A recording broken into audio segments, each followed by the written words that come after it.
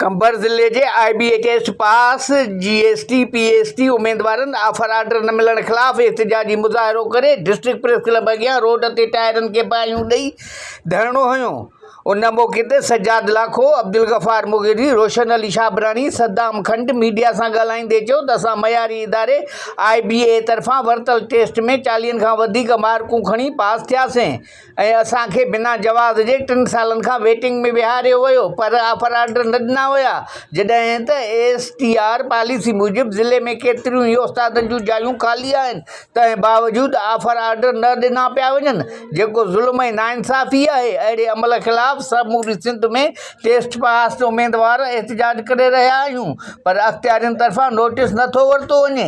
हिननि आला अख़्तियारियुनि खां मुतालबो कयो त ऑफर आर्डर ॾेई परेशानियुनि खां बचायो वञे, ॿी सूरत में मुतालबनि जी मञता ताईं एहतिजाजी तहरीक जारी रखी वेंदी। कैमरामैन शोएब अहमद सां गॾु मोहम्मद मिठल खोसो, डिस्ट्रिक्ट रिपोर्टर कोशिश डिजिटल, कंबर, शदादकोट।